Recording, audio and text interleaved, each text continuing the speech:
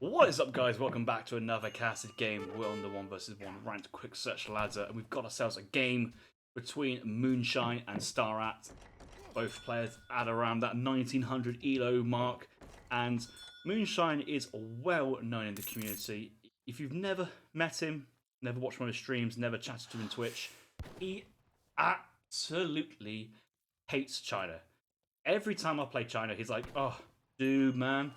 China most broken civ in the game. How is this even fair? How is this even allowed? Oh, why the hell do they allow China? Why do they keep on buffing China?"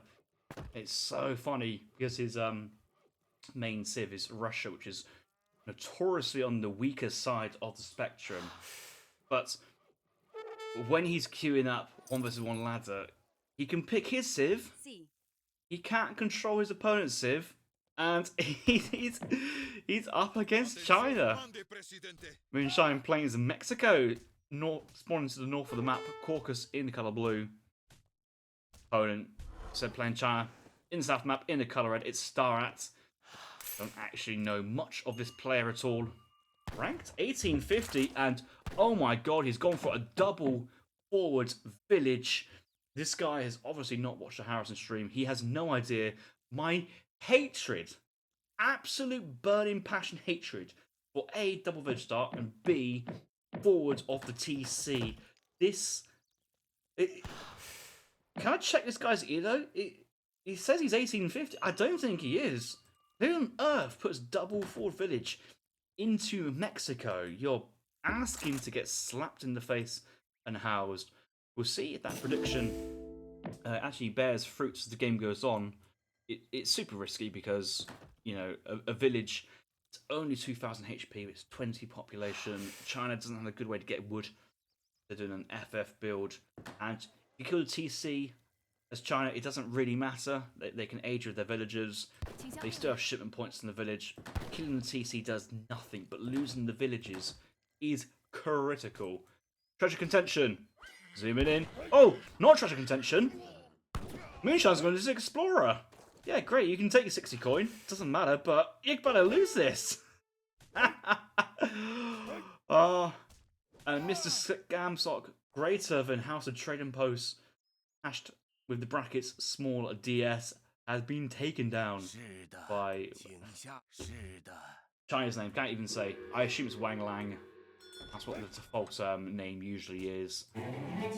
China taken down Lost Letter Home for 45 XP, and the Witch Hunter. Also, the 70 XP kill on the Mexican Explorer is definitely worth noting. It's a very decent pickup this early on, and it's allowed Staratt to go into card number 2 tea leaves, which is actually really nice. Going for the 3 villager into this card. Who needs a trading post when you can farm your Explorer's kill bounty? I think that's what that basically happened. Be interesting to see actually what consulates Staratt goes for here with this TD's card number 2, because you kind of be delayed with your anything you do. You'd be delayed with a Russian consulate. You can't get any rates out with French. You just won't have enough. It's just kind of there for the ride, and it'll pay off. But yeah, it's not meta. Let's say Staratt's build at the moment. Speaking of not, I gotta say, we see Moonshine go for a market. He got himself a cathedral. He's definitely not revolting. Moonshine's just kind of playing just normal age 2 Mexico. I barely cannot believe my eyes.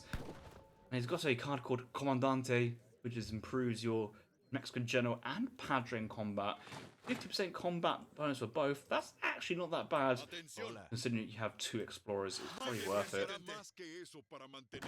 Forward Hacienda, AGF Wagon goes into the racks, and we're training pikes. Our forward flag has come down to speed up production.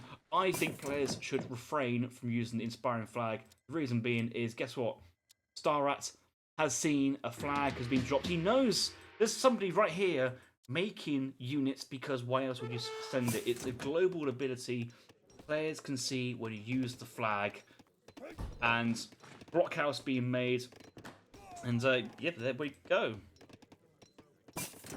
In comes... Jeez, how many is that? 19? 19 insurgents? Yeah, that's what, 10 plus 9 batch. Blockhouse goes down, but he was trying to get it in, but the hunt and the thing... This blockhouse is dead, unfortunately. Moonshine coming in a decent time in there. This is the problem with the tedious build that Staratt did, but he got the export for his Russian consulate too late. That should be up. That should be built by like 5 minutes. But it just didn't happen. But another XP kill for China. To be fair, China's Explorer going down. That's 90 there for Moonshine. He's happy with this. He's in, out, he's surgical. And he's done what he needed to do. That's a good pickup. Coin being gathered here frantically by Staratt, looking to get enough resources to call in Minutemen if he needed to do. Still has the age up food crates. He hasn't gathered yet. And it's that pathing of just trying to get the blockhouse down was unfortunate. Best place for it would have been next to the Russian consulate between the two villages, protect those. But at the moment, Staratt is just sat in base. He's stuck. A villager's been pulled in. Shukanu's coming to the rescue. And yeah, villagers moving up, just kind of like... Multiply. Who's? Which one is the weak villager? They all look the same. Is a tactic this player is using right now. Unfortunately, though, he's not pulling back, and one villager does go down. The Water Academy is being built in its place. He could actually go build a blockhouse with his villagers, but he only has enough wood for the War Academy. And he's just like, I just need stuff. I need units. And the Chukanus are going to try and work on these insurgents again. Villagers tanking. The market goes down. Start trying to go for a market.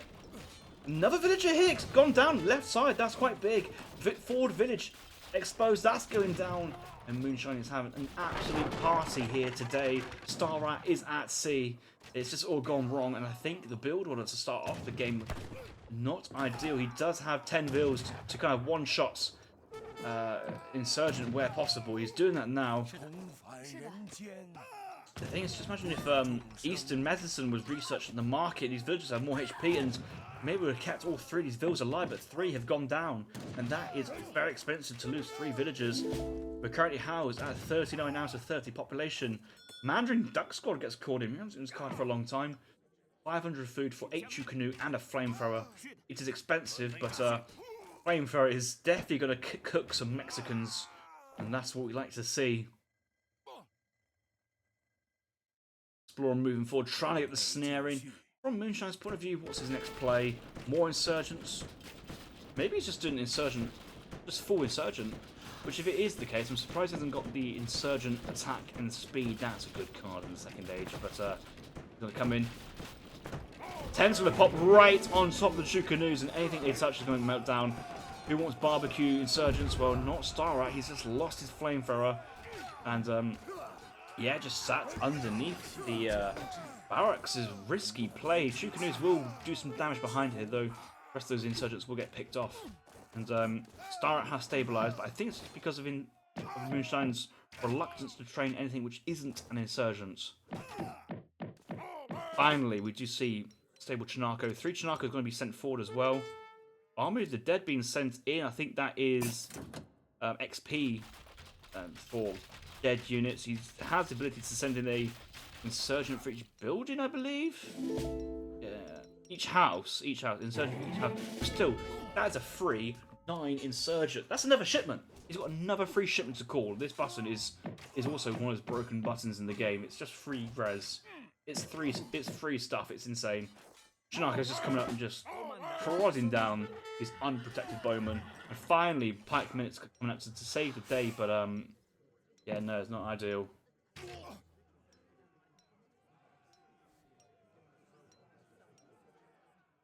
I just love at this Edo level, you just see some absolute utter carnage on the ladder. And now 700 wood coming in. A blockhouse now being built by Staratt, but there's no way he can really sustain double racks production. It's just one of those things that it looks good on paper, but it just doesn't work at all. Staratt now training. Oh, Ming Army from the racks, Ming Army from the Summer Palace, but insurgents here from the Hacienda. That is the Church Tech, and all the Keshiks are being melted. I still say this. I still maintain it. I think Mexico is one of the strongest Age 2s. They have the best skirmisher. A 17 attack skirmisher with 4.25 speed, and you know, still decent range. The best cavalry in the second age, the best pikemen, and the best musketeers as well. They just have everything they need. And Staratt, he's used his word. He's used some unit shipments. He's kind of running out of ideas. Like, yes, he does have a Flamethrower Castle, 9 Shine Pikemen, 700 coin, but the coin he needs to age. I don't think he wants to stay age 2 forever in this matchup. It would be just suicide. He's got to try and go water here, which... where are you going to get the wood for? Where is your wood for making fishing boats? You don't have 600 wood. You've already spent 700 wood. It just feels... that feels itself like a bad call. But, Staratt is just trying to find any answer he has to Moonshine's Mexico play, and so far I'm also trying to find any answer Staratt has to Moonshine's Mexico play. He does redcoats, yes he does. The thing is, because he went for tea leaves late, he's only now just got enough exports to train a batch of units after the blockouts. If he was to switch to another consulate, it would still cost him 100 export and a minute to switch. So he can't get the Brit Musks for another period of time. He's actually going to go for the Russian Cossacks, which probably makes sense here because quite a lot of this army is Skirm army. The pikes hopefully will get put off pretty quickly.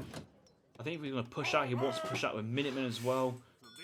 There's just enough pike. There is so many pikemen here from Moonshine. I think this is going to be enough. The problem is that as soon as you lose like half your cavalry, you just don't have enough oomph in your push to deal with the salty doors behind. And I think Moonshine will be happy with this. Let's look at the position.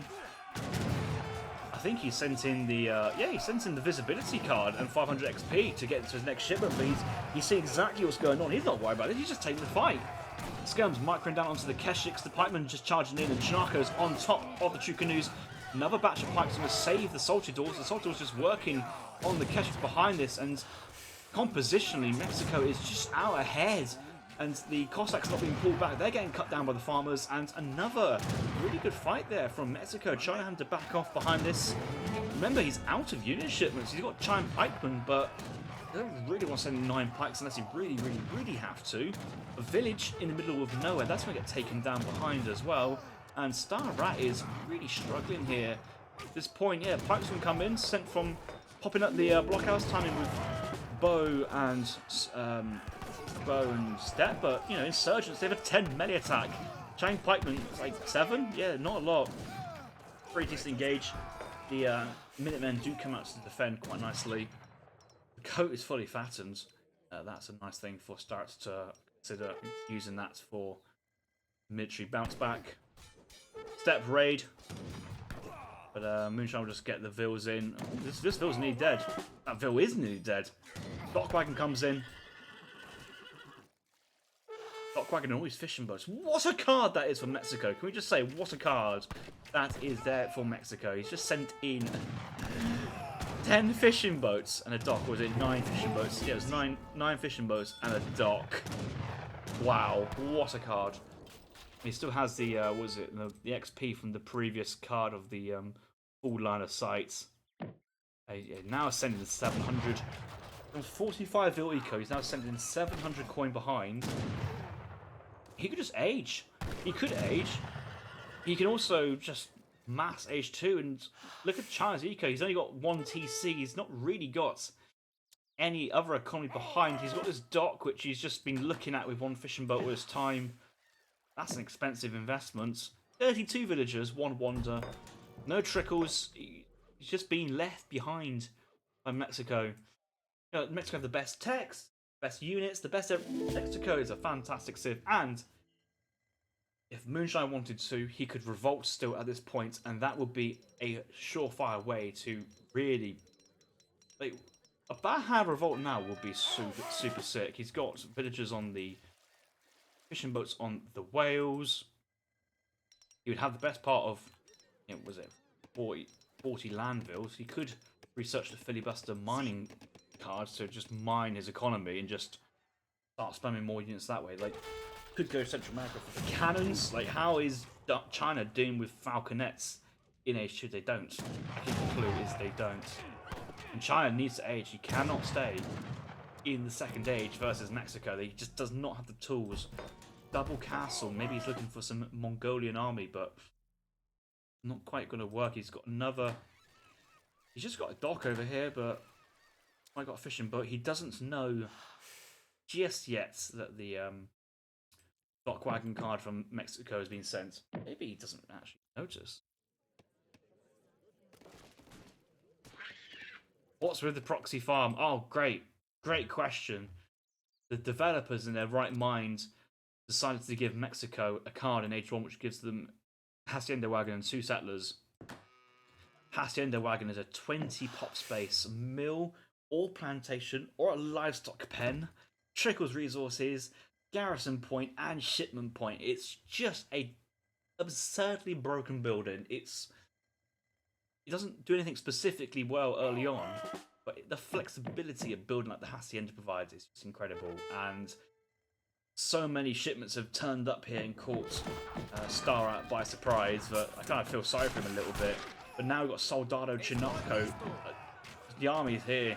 Strength and numbers do not compare behind. Another 4 Chinacos coming behind. I think Moonshine's just wanting to play it safe. He just doesn't want to lose to China. He would probably hang himself if he lost to China. That's how much he hates the Chinese civilization. Now sending in 2 sloops. 2 sloops. I don't know where they're going to go. Maybe this side of the water. Or maybe this side. Just kind of out of cards, but I think 600 coin in age might be slightly better. Oh, do you spot the dock wagon? Oh, you spot this dock, but the thing is, he knows the first fish isn't even taken yet. That's my funniest part. Oh, just look all the pike. Just look all this stuff. That is so much drag box material. Moonshine is just feeling very cautious, but man, you got the best everything. And even the Soldados here. 6 Soldados getting some good damage. Kashyyyks, they do damage versus the Chinacos, but it's not really going to be as much as hope. And Soldados right in the back. He's doing a melee mode here and just... Yeah, look at the Kashyyyks falling. They get 2 slaps down by Soldado. The Minutemen, Soldados back. Reinforced Soldados. More Chinacos crossing the map as well. Another batch coming in behind. And good fight there for Moonshine. Actually, overall, I would say good fight there for China, but I don't think it's going to be enough to overcome the deficit.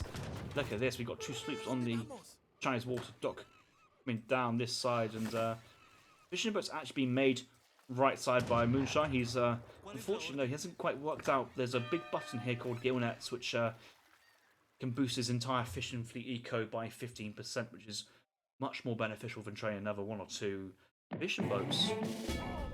Outpost on the right.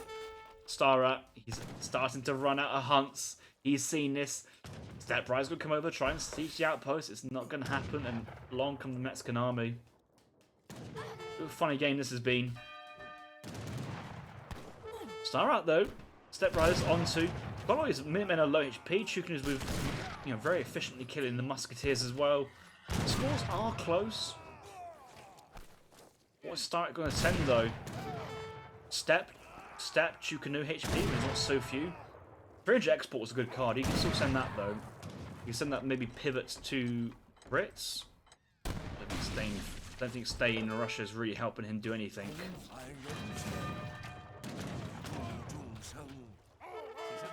42 vills though. Quite impressive as China. That is because of that Russian consulate in particular. Couple of fishing boats on the top side, but he's now seen he's losing the water on the left. He's trying his hardest to move on to the right and kill these Mexican units, but he just doesn't have enough to kind of break into there. Meanwhile, what is Moonshine up to? He's kind of... Feels like he's halted villager production. He's just kind of waiting. He's out of shipments. I would love a late game revolt to Central America right now. Get some cannon support in. Another 7 villagers. Losing the Hacienda is not ideal here from Moonshine. 240 XP, wow.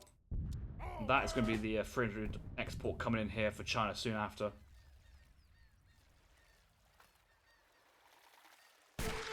chasing down his Chinese vills. But the Chinese army is coming behind, and Staratt is taking a score lead behind. Chinako reinforcements, you'd hope for more. At least the barracks is down here for Moonshine. He's going for a full battery of insurgents. But he's going to soldaddies, which is good to see. 7 soldados remaining. He's got to just keep these Chinakos alive. He needs to kill the Kashyyyks before he dives in. There's a lot of pikemen there, but the soldados go straight in. They could have been right in the middle of this army, but unfortunately the Chukin is all spread out now, and they're just in like melee mode continuously. The soldados just absolutely slapping them home. Bill was tanking as well. Good fight here for Mexico, and Moonshine enjoying playing the Mexicans on the ladder. It seems. Just you can't call China lame when you're playing as Mexico. Not even close. Come on. We are all honest in God's green earth, and we all accept that Civ with the best of everything is a fundamentally broken Civ. Yes, yeah, Chukanus do need a lot of shots to kill a Soldado, and the Soldados are just so efficient at anything they do. Their melee attack versus cannon is brutal. It's 25 times by 3. Kashyyyks get 2 hits. Cossacks get 2 hits. Maybe gave it 3 hits. The Steppes definitely also get 3 hit actually. I think 3 hits still. Sloops on the top. That dock's going down. I think the Mexican army is going to move over and siege it now. In comes Commandant, the first and only player to send a card to boost units to heal your units who are just dying of laughter in China's base. That's Moonshine's level. Option 1, revolt and spend the card on something useful. Option 2, send a card because you can click buttons, and that is what Moonshine can do. He can click buttons. Oh, 3 flamethrowers coming in, but Soldado Chinakos is a tough composition to deal with here. And this army here from China is not the composition he wants to deal with this as well. Not even close. Oh, a war junk! Moonshine! The Veils! Oh my god! They're going down! Is the comeback on? The comeback might even be on here. We do have a castle sieging down a sloop left side. It only takes how is Fishing Boat still alive then? That's the real question. Quite happening. But the Chinaka's just diving in and there's not enough catch. If one pike goes down, a couple of Vills getting on the action. Flamethrowers get picked off. The Soldados go into melee mode. Steppes trying to form a little bit of a gap in between the Chukanu army, but not enough. H3 Mass once again gets him cleaned up here. What Staratt really needs, what he really needs is some Brit Musks. And he is sending in intervention, but he should have switched to Brits a long time ago. Intervention would force the skirmisher response here from Moonshine. But right now he can just go pure Soldado Chinako and not worry about it too much. Endless amount of sloops on the water. Oh, Moonshine still hasn't upgraded his fishing boats. What? 20 fishing boats, yet no fishing upgrades. Come on, Moonshine. And you call yourself a good player. Why would you not? There he is! Finally! Finally. The Gill Nets seals the deal. He ends the game. 20 fishing boats. Yeah, he does not decide to upgrade any of them. That is... You can get away with that level of play when you're playing the Mexicans. Isn't that right, Moonshine? Fun game. GG's. Staratt played, actually. Staratt, from some of those difficult situations, kept coming back and overall played well. It was good to see, actually. I thought some places his situations was just really dire, but managed to keep face and just keep the game going. Unfortunately, I just think this deck here from China is absolutely terrible. He's only got 2 great cards. There should at least be 600 coin in here as well, so you can spam units on the 700 coin, like the Mongolian army, the standard army, and then you still have the Queen crate behind to age up. Stuff like Mongolian Scourge, like, some people swear by this card, but guess what? You're never really going to get the value back from this card as you'd hope for. standard army HP. It's a good card, but are you really massing Chukanu Step all the time? The one Flamethrower, one Castle probably is a decent card overall, but this is where you want to be. Intervention, 9 Brit Intervention Musks, 5 Meteor Hammers, Range Cavalry. Interesting, we've got 10 Keshups, but without any Bang Army support. 10 Skirm, pretty nice. There's a lot of good stuff here, but we just didn't quite get to the third age to help us. Our Monk gets so much better third age. Moonshine with the pressure, kept the foot on the gas, kept Staratt stuck in the second age, and basically won card roulette, it seems, with more useful cards. And if he needed to, could have revolted for another deck of 20, because Mexico. Have a quick look at the stats. Visual population. There's a 5-vil there, and there's a 9-vil. The thing is, Moonshine. I'm literally saying this. If you revolt to Central America, you get another 7-vil, and you can probably send in a 14-vil card straight after, because the vil per card, the scaling cards there for Central America help you so much. So you could end up quickly with 80 vils, and then with an artillery foundry, spam out falconets, and just instead of having to pay 100 coin for one falconet shipment, just send in 700 coin and spam falconets that way. I see what you mean. Yeah, you can play Mexico normal. It's a solid civ, but that's the kind of like it feels like it's a late age 2 game tiebreaker, definitely.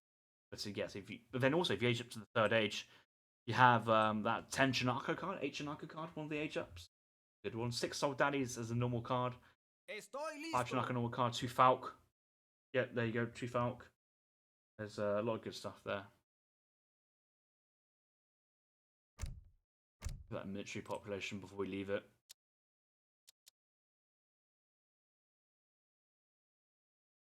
There's quite a few fights there. I thought Moonshine's Cav would have basically cleaned up and won the game, but the Keshik Pike was just enough to whittle down the Chinakos. It was never was a clean fight, but the water play, and I think taking the water control actually was probably the ticket start to tap out.